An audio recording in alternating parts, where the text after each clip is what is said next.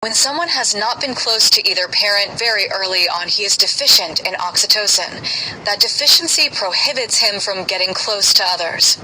Put differently, if we see someone who cannot sustain long-term relationships, has one superficial relationship after another, and is stuck in a repetition compulsion, we may postulate that he lacked close parental contact in infancy. That lack lowered his oxytocin levels, so that now as an adult, he does not have the chemical wherewithal to relate intimately with another human being. When two close talapoin monkeys who have been separated reunite, they groom each other with enthusiasm, and their serotonin levels mount considerably. Love calms, and so do the neurochemicals that put down pain. Love suppresses pain through the release of certain neurotransmitters and relaxes us. Early love does that permanently. When we miss someone, it may well be that our serotonin supplies are lower due to the pain of separation. We're hooked onto the other and need that other person to normalize. That is how we can be addicted to someone else. When it is low, there is less emotional attachment, less social behavior and caring, less touch and caress. In short, less love.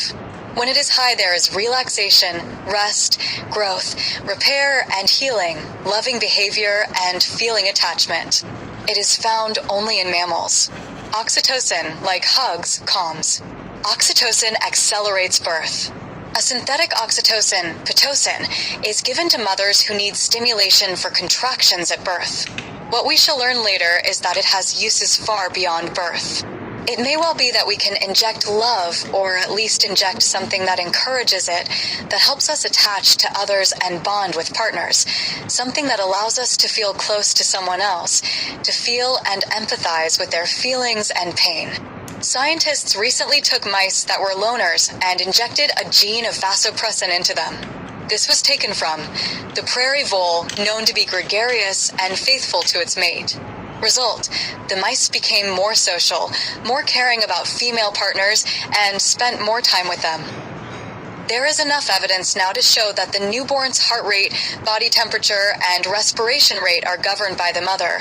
When she is maternal, there is a positive effect on the baby, and the set points of heart rate and blood pressure become normal. When she is not, it becomes negative and traumatic, and we may find later on a tendency toward high blood pressure, for example, or cardiac problems. Her neglect changes the biochemistry of the baby, perhaps permanently. The postnatal period is a simple extension of the prenatal one. Loving feelings are transmitted to the fetus through the biochemistry and oxytocin levels of the carrying mother, and then later through the physical contact. The physiologic effects of the mother's caring on the infant are the same.